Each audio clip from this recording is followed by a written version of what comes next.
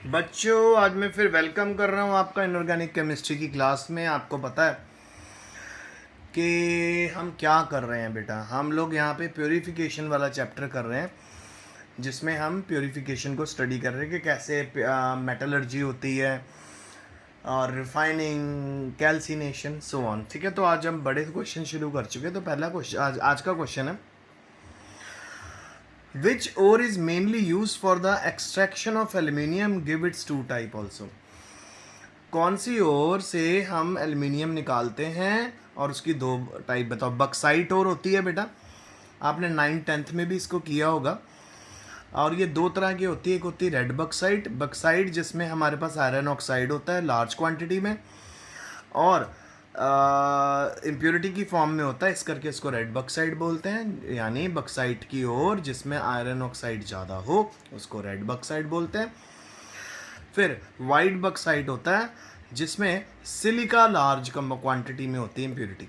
अगर तो आपके पास बक्साइट ओर में आयरन है तो वो रेड बक्साइट बन जाएगी, अगर बक्साइट ओर के अंदर सिलिका है तो वो वाइट बक्साइट बन जाएगी।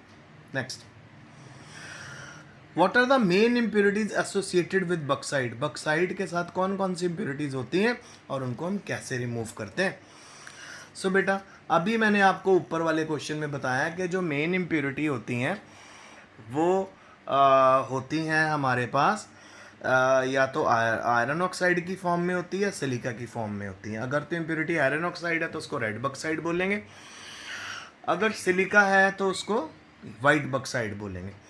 अच्छा, अब इन दोनों को बेटा अलग अलग प्रोसेस से रिमूव करते हैं। तो पहला प्रोसेस है बेयर प्रोसेस।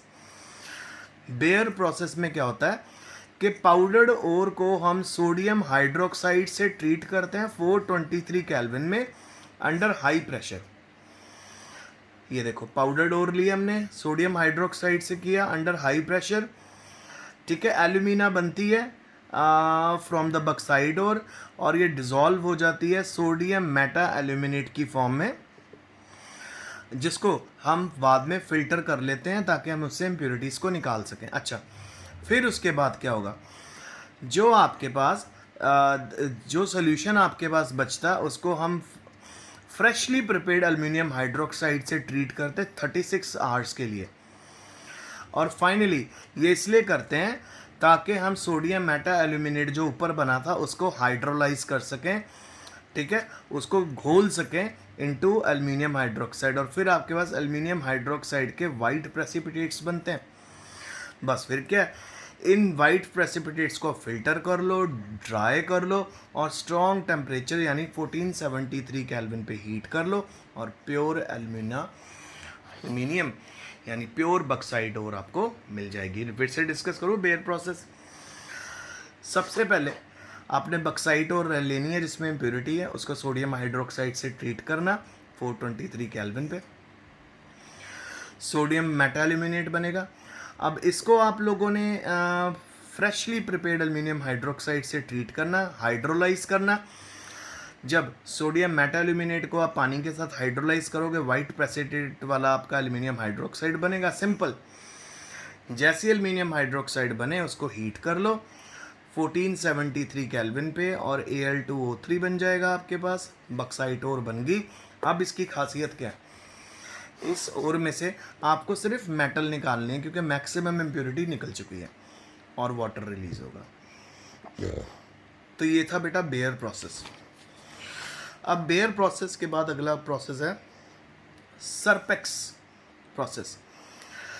इस प्रोसेस को एम्प्लॉय किया जाता है जब सिलिका मेजर इम्प्योरिटी होती है। ऊपर वाला प्रोसेस होता है बेटा जब हमारे पास आयरन मेजर इम्प्योरिटी, यानी ऊपर वाला बेयर प्रोसेस हो गया रेड बक्साइड को प्योरीफाई करने के लिए, नीचे वाला हो गया वाइट बक्साइड के लिए जिसके अंदर सिलिका है।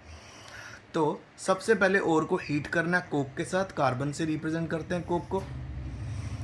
ठीक है, 2073 केल्विन के लिए एन एटमॉस्फेयर ऑफ नाइट्रोजन, और फिर आपके पास एल्युमिनियम नाइट्राइड फॉर्म होगा। यानी आपने बक्साइड की ओर ली जिसके अंदर सिलिकॉन है, उसको कार्बन से ट्रीट करा, नाइट्रोजन गैस से ट्रीट करा, एल्युमिनियम नाइट्राइड बना, और 3 मॉलिक्यूल कार्बन मोनोऑक्साइड के रिलीज़ हुए।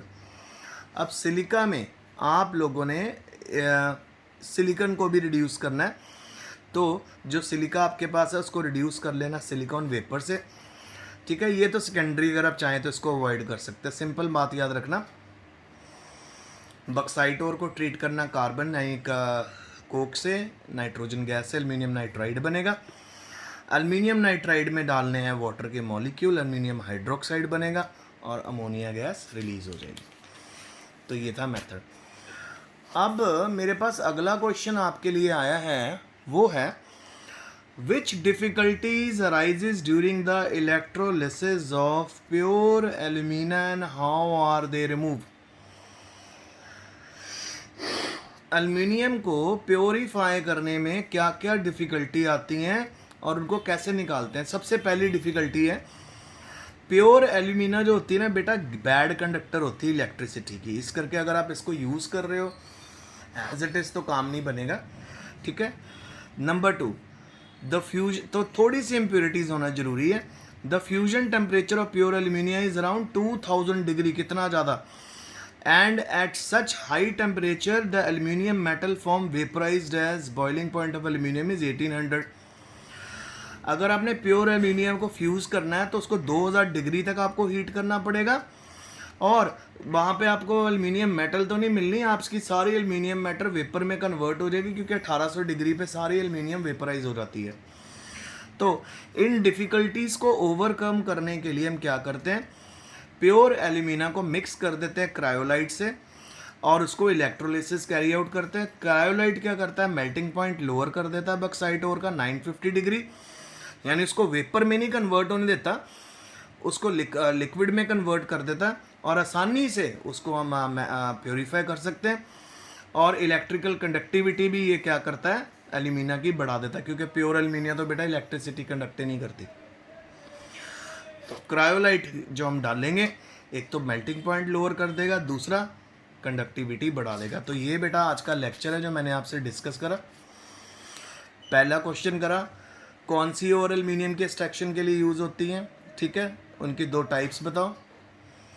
एक रेड बक्साइट जिसमें आयरन होती है, और एक हमारे पास है वाइट बक्साइट जिसके अंदर सिलिकॉन होती है, सिलिका। फिर मेथड करवाए, उसको प्योरीफाई करने का बेयर प्रोसेस करवाया, सरपेक प्रोसेस करवाया। फिर कौन कौन सी डिफ़िकल्टी अराइज होती हैं during the electrolysis of pure alumina and how they are removed.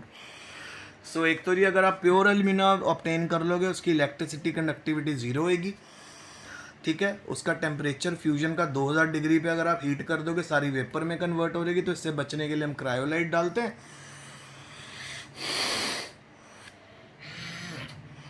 और क्रायोलाइट के डलते ही आपका जो क्या कहते हैं क्या हो जाता है, एक तो इसका मेल्टिंग पॉइंट कम हो जाता है और दूसरा इसकी कंडक्टिविटी बढ़ जाती है। तो ये आज का लेक्चर है, अच्छे से इसको पढ़ लेना, रिकवर करना, कॉपी में अच्छे से लिखना। Stay home, stay safe.